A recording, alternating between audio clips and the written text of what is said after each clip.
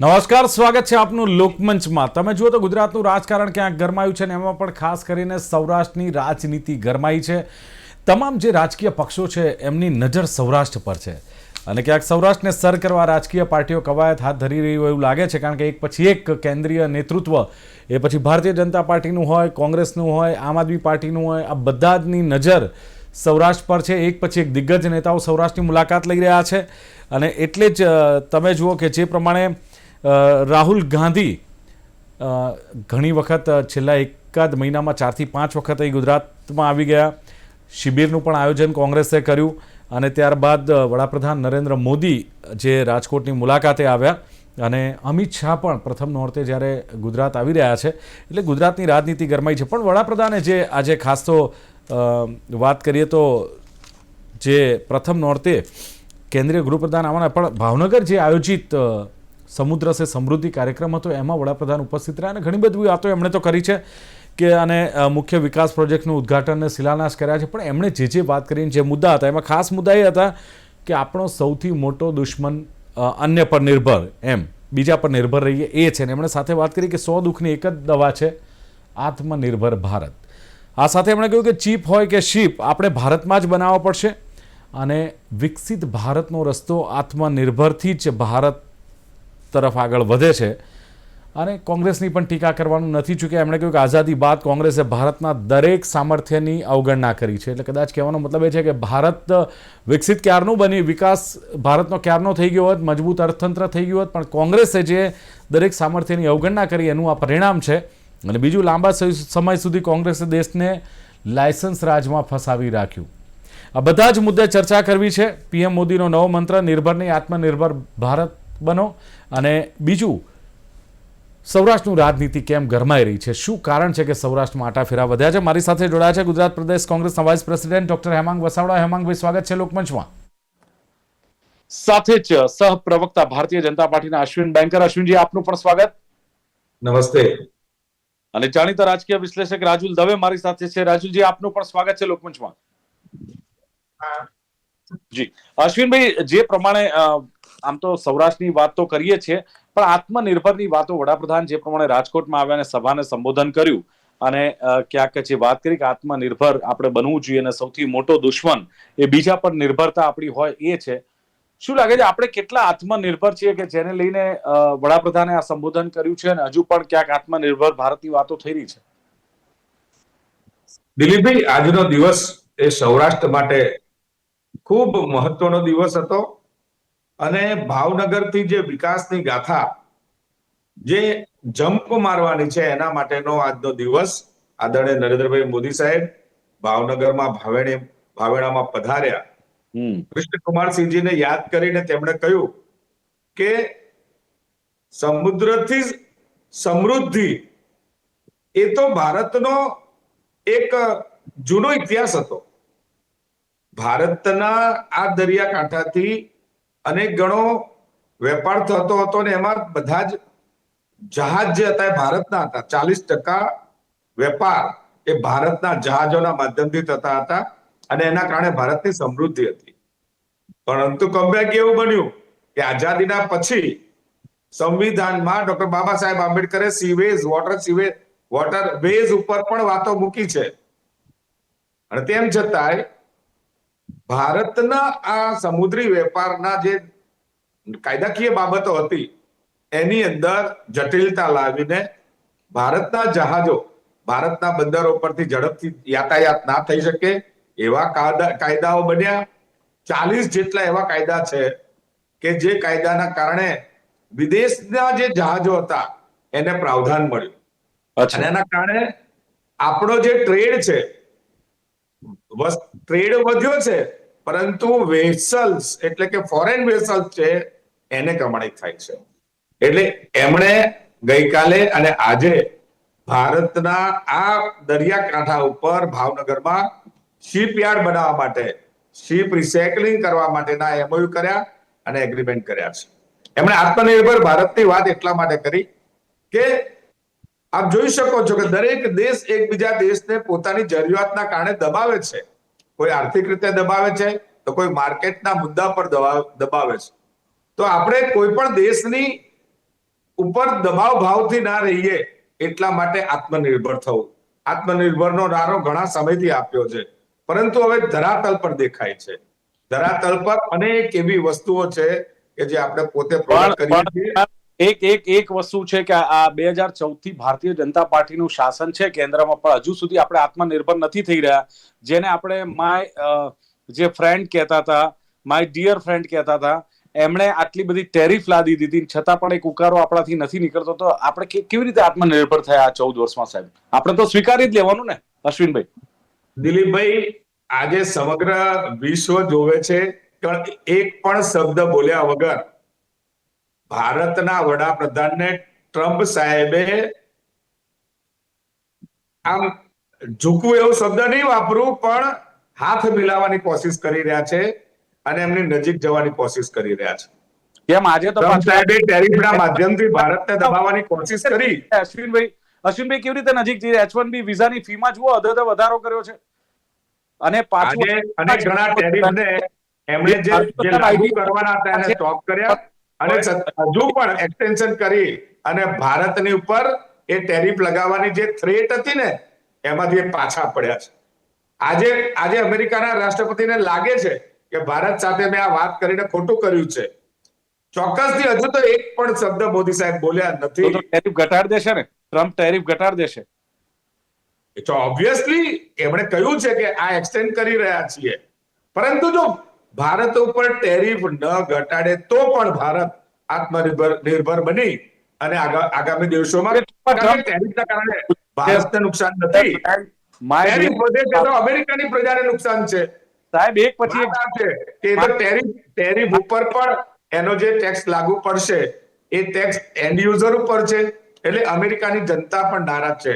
અને નારાજગીના કારણે અશ્વિનભાઈ, my dear friend એક પછી એક ઝટકા આપે છે, કારણ કે ટેરિફ વધારી, હવે H1B વિઝાની ફીમાં વધારો કર્યો.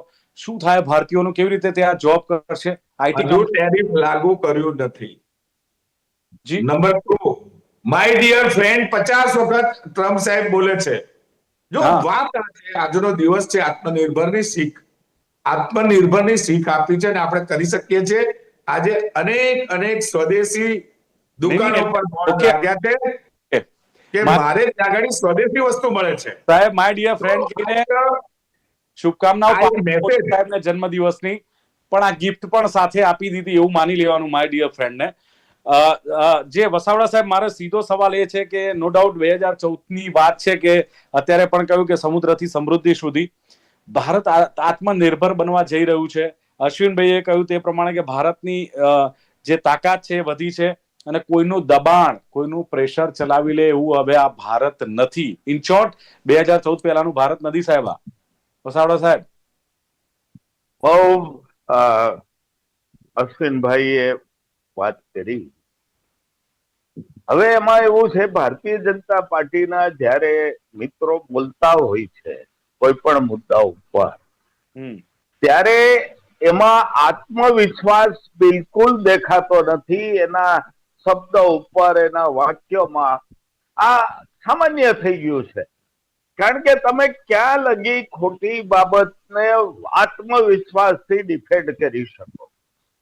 હું બરાબર મુદ્દા ઉપર આવી જાઉં. એમને લાયસન્સ રાજની વાત કરી. કોંગ્રેસના શાસનમાં માછીમારી કરવા જતા માછીમારોએ નોંધણી કરાવવી અને લાયસન્સ લેવાનું ફરજિયાત નહોતું, જે નરેન્દ્રભાઈ મોદીના સમયગાળામાં થયું. આ પહેલી વાત. બહુ સ્પષ્ટપણે લાયસન્સ લીધા વગર હવે માછીમારી કરવા જઈ શકાતો નથી. એ લોકો લાયસન્સ રાજની વાત કરે છે, પણ લાયસન્સ રાજ તો સૌથી વધુ તમે લઈ આવ્યા. ખાલી 2 જણ જ એવા છે કે જેને લાયસન્સની જરૂર નથી. એક અદાણી સાહેબ ને એક અંબાણી સાહેબ. એને તમે લાયસન્સ મુક્ત કરી દીધા. એમાં ના નહીં, ધારે કરે, ધારે ધંધો કરે. આ દેશનો કોઈ કાયદો એને નડે નહીં. કાયદો નડતો હોય તો 12 દિવસમાં સુપ્રીમ કોર્ટ ક્લીન ચીટ આપી દે. આ બધું મોદી રાજમાં થાય છે, જોયો. જ્યાં લગી આત્મનિર્ભરની વાત છે મોદી સાહેબની, ત્યાં લગી હું અને અમારો પક્ષ સંપૂર્ણપણે સંમત છીએ કે દેશે આત્મનિર્ભર થવું એકદમ જરૂરી છે. પણ આત્મનિર્ભરની વ્યાખ્યા શું? આત્મનિર્ભરની વ્યાખ્યા એટલે ભારતમાં જ સંપૂર્ણ પ્રોડક્શન થાય. ચીન થી ખોખું આવે, તાઇવાન થી બાકીની મશીનરી આવે, બેટરી જાપાન થી આવે, અને અહીં તમે મોબાઈલ બનાવો અને એને પછી તમે આત્મનિર્ભર કહો તો એ આત્મનિર્ભર કહી શકાય નહીં. દુનિયા દબાવતી નથી ની વાત કરે છે, પણ દુનિયા અત્યારે ભારતની જે વિદેશ નીતિ છે એ એટલી બધી ખોખલી અને નબળી થઈ ગઈ છે કે ટ્રમ્પ આપણને દબાવી જાય. લડાઈનું સમાધાન ટ્રમ્પે કર્યું એવું કહેવાય કે એક ફોન કર્યો ને 12 કલાક આપ્યા, પણ ભારત તો 2 જ કલાકમાં યુદ્ધ વિરામ કરી નાખ્યો. આવી વાત ત્યાંથી આવે. આપણે લાલ આંખ કરીને જવાબ ન દઈ શકીએ. H1B વિઝાની ફી 88 લાખ રૂપિયા જે કરી. ભારતને ડ્રગ ટ્રાફિકિંગ રાષ્ટ્રના લિસ્ટમાં મૂક્યું. ભારતને ડ્રગ ટ્રાફિક લિસ્ટમાં આપણે ઘરનાય નથી અને ઘાટનાય નથી એવી આપણી વિદેશ નીતિ બની. પેલા my dear friend Trump, howdy Modi ને ટ્રમ્પ, અબકી બાર ટ્રમ્પ સરકાર ને ઘણું આપણે ત્યાં જઈને કર્યું. હવે આપણે ચાઇના અને રશિયા પાસ દોડ્યા પાછા. બરાબર છે, પણ હવે એ તો એટલે આપણી હિંચકા ખાતી વિદેશ નીતિ જયારે હોય અને જો આપણે એમ કહીએ ટ્રમ્પ આટલું બધું દબાવતા હોય, હસીનભાઈ એવું કીધું 50% ટેરિફ નથી લાગ્યો, 50% ટેરિફ લાગી જ ગયો છે. અને જો આપણને દબાવતા નતા ટ્રમ્પ, તો આપણે અમેરિકાથી આવતા કપાસ ઉપરની 11%ની જે ડ્યુટી છે એ અડધી રાત્રે કેમ નાબૂદ કરી નાખી ભાઈ? આપણે તો એમ કેતા હતા કે આ કિસાનોની વાત ને, અને તમે અમેરિકાથી જે કપાસ ઇન્ડિયામાં આવે છે એની ઉપર 11%નો ટેક્સ ઓચિંતો 0 કરી દીધો. મન થયું તમને કે ટ્રમ્પ સાહેબે કીધું? જો ટ્રમ્પ સાહેબે કીધું તમે કર્યું શું કામ? હવે તમે અશ્વિનભાઈ એમ કહો કે એનાથી અમેરિકાની પ્રજાને નુકસાન છે, તો તમે આટલા દિવસ લગી ગાજ્યા શું કામ? ભલે ને 150% ટેરિફ કરે, તમારું સ્ટેન્ડ જ ક્લિયર નથી. દેશમાં એકવાર તમે એમ કહો છો કે અમે લડી લેશું ટ્રમ્પ સામે, ટેરિફ લાગવા નહીં દઈએ, ને બીજી બાજુ એમ કહો છો કે ટેરિફ થી આપણે શું, ઈ લોકોને નુકસાન. એટલે જે આખી વાત છે એ સમજણ બહારની છે. ટેરિફ થી આપણા એક્સપોર્ટ ને ઘણું નુકસાન થયું છે. અમેરિકાની પ્રજા, ઇવન ઇન્ડિયન, પણ હેમાંગભાઈ એક વસ્તુ તો છે કે હવે આત્મનિર્ભર બનવું પણ એટલું જ જરૂરી છે. પછી તમે વિપક્ષ હોય કે શાસક પક્ષ હોય, પણ ક્યાંક આ વાતને સમર્થન તો આપવું જ પડશે ક્યાંક ને ક્યાંક. હું આવું આપની પાસે રાજુલભાઈને મારે પૂછ્યું કે રાજુલભાઈ આ બધી વાતો તો થશે કે વડાપ્રધાને આત્મનિર્ભરની વાત કરી, હેમાંગભાઈ કહે છે કે આપણે કેટલા આત્મનિર્ભર છે એ વિચારવું પડશે, પણ મારો તો સીધો સવાલ તમને એ છે કે સૌરાષ્ટ્રમાં દિગ્ગજોના જે આટાફેરા ગુજરાતમાં વધ્યા છે, ખાસ કરીને સૌરાષ્ટ્રમાં વધ્યા. તમે જુઓ રાહુલ ગાંધી આવન જવન કરે છે, વડાપ્રધાન નરેન્દ્ર મોદી આવ્યા, હવે અમિત શાહ આવી રહ્યા. શું લાગે છે સૌરાષ્ટ્ર ગુજરાતની રાજનીતિનું એપી સેન્ટર ક્યાંક બની રહ્યું છે, લાગે છે રાજુલભાઈ? ભાજપા હોય, જૂનું જનસંઘ હોય કે કોંગ્રેસ હોય, એની ટોચની નેતાગીરી સૌરાષ્ટ્રમાંથી આવી છે. અત્યાર છેલ્લો એમાં વિજય રૂપાણી હતા, અને છેલ્લે હમણાં વડાપ્રધાનના અમિત શાહના અને રાહુલ ગાંધીના અને આપ પાર્ટીના સંજય સિંહના અને કેજરીવાલના એના પર સૌરાષ્ટ્રના પ્રવાસો ખૂબ વધી ગયા છે. 10-12 પહેલા કેજરીવાલ પણ સૌરાષ્ટ્રના પ્રવાસે આવેલા અને ચોટીલામાં ખેડૂત સંમેલન મોટે પાયે કરવાનું હતું. એમાં જ આ કપાસનો મુદ્દો જે ડોક્ટર હેમાંગ સાહેબે કહ્યો એ જ ઉઠાવવાના હતા, પણ અતિશય વરસાદને કારણે એ ચોટીલાનું ખેડૂત સંમેલન મોકૂફ રાખવામાં આવ્યું. મારી વાત એ છે, આપના માધ્યમથી હું કહેવા માંગુ છું કે જે રીતે સૌરાષ્ટ્રભરના રસ્તાઓ ડેમેજ થઈ ગયા છે આ વરસાદને કારણે, એને ભાજપની ઇમેજને બિલકુલ ડેમેજ કરી નાખી છે. બીજી વાત, આજે રાજકોટ મ્યુનિસિપલ કોર્પોરેશનનું બોર્ડ હતું, અને હવે હું માનું છું આના પછી કદાચ એકાદ બોર્ડ આવશે અને પછી તો નવી ઇલેક્શન આવશે. પણ એ બોર્ડ અંદર કોંગ્રેસના સભ્યોને તો બોલવા જ નથી દેવામાં આવતા, પણ ભાજપના સભ્યો એમ કીધું કે આ ટીપીનું દબાણો એને દૂર કરો અને અમારે નામ આપવા પડશે. ભાજપની અંદર જ અત્યારે એટલો બધો ઉકળતો ચરુ થઈ ગયો છે, અને જે વધારે બોલતી નેતાગીરી છે ભાજપની અંદર, એમાં દિલીપ સંઘાણી હોય, નારાયણ કાછડિયા હોય, રામભાઈ મોકરિયા હોય કે XYZ ગમે તે હોય, એ બધા જ સૌરાષ્ટ્રના છે અને પાર્ટી લાઈનની અંદર રહીને એ લોકો પોતાનો અવાજ ઉઠાવી રહ્યા છે.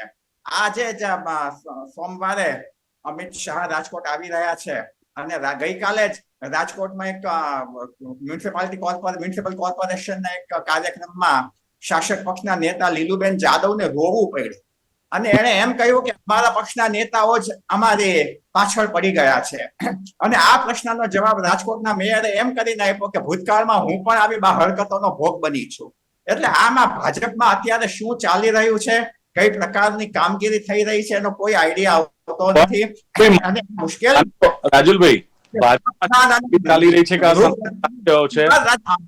મુલાકાતે આવવું પડે થયો કે ગુજરાતની નેતાગીરી ભાજપના પ્રશ્નોને સમજવા માટે એનું સંકલન કરવા માટે સક્ષમ નથી. એટલે વડાપ્રધાનને ગુજરાત આવવી પડે છે.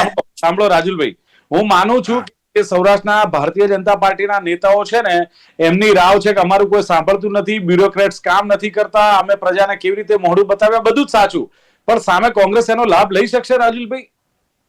તો કોંગ્રેસ અત્યારે એનો લાભ લેવાની મહેનત કરી રહી છે અને એના કારણે જ રાહુલ ગાંધીની જુનાગઢની મુલાકાત એક અઠવાડિયામાં 2 વખત ગોઠવાણી. ગઈ પરમ દિવસે આવી ન શક્યા, દિલ્હીમાં ખરાબ હવામાન હતું એને કારણે, જુદી વાત છે.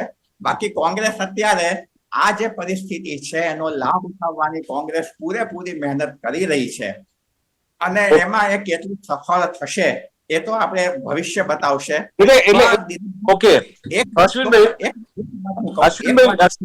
રાહુલજીએ સંસદમાં કહ્યું હતું કે इस बार आपको गुजरात में हम हरा के बताएंगे. જે પ્રમાણે રાહુલજી સક્રિય થયા છે, કોંગ્રેસમાં જે ઉત્સાહ ભરી રહ્યા છે, વારે ઘડીએ ગુજરાતની મુલાકાતે આવે છે, શિબિરો કરે છે, લાગે છે કે ભારતીય જનતા પાર્ટીમાં રાજુલભાઈએ કહ્યું એમ કે સૌરાષ્ટ્રમાં જે ઉકળતો ચરુ છે, સૌરાષ્ટ્રમાં અસંતોષ છે, સૌરાષ્ટ્રની નેતાગીરી, ચૂંટાયેલા પ્રતિનિધિઓ એમ કે છે કે લોકોને અમે કદાચ મોઢું નથી બતાવી શકતા, અમારા કામ થતા નથી, આ બધાને લઈને સૌરાષ્ટ્રને જે ટાર્ગેટ કર્યું છે, આવનારા દિવસોમાં ભાજપને મુશ્કેલી ઊભી થઈ શકે છે.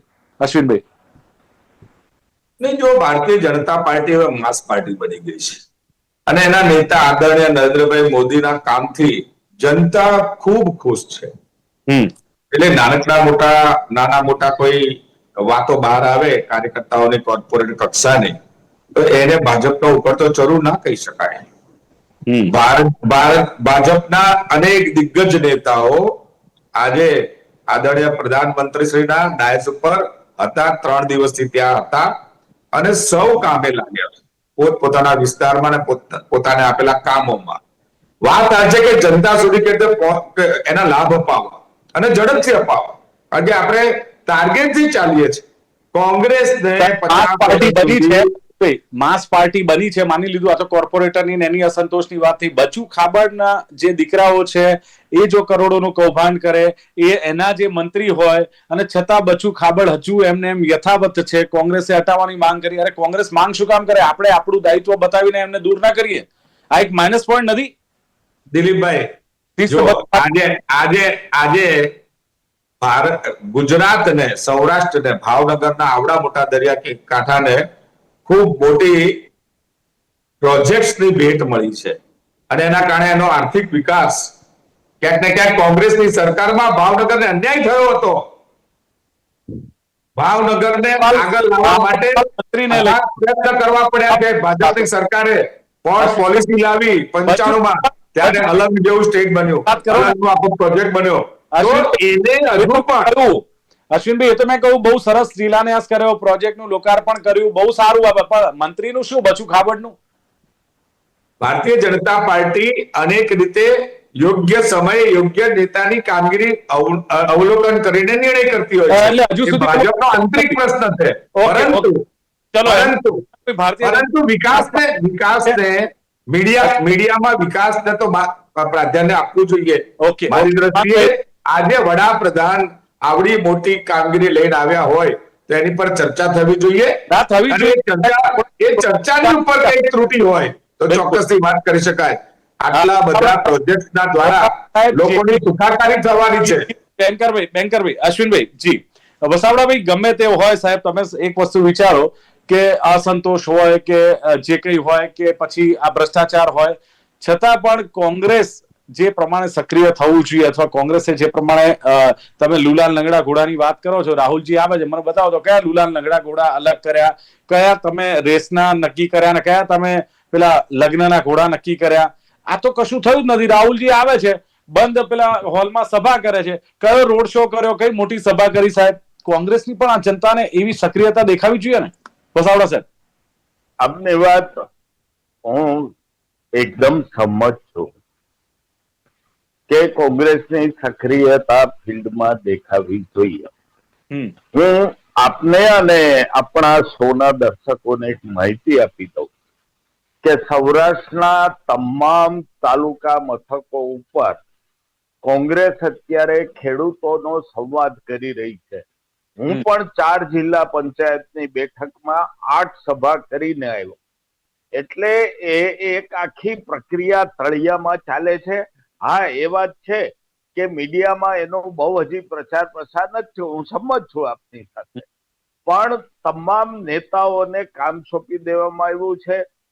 દરેક તાલુકા મથકે જઈ અને જિલ્લા પંચાયતની સીટની 2 સભા કરવાની છે. દરેક નેતાઓએ ખેડૂતો હારે સીધો ડાયલોગ કરવાનો છે અને આવતા દિવસોમાં રાહુલ ગાંધી રાજકોટ ખાતે મહાકિસાન સંમેલન કરશે.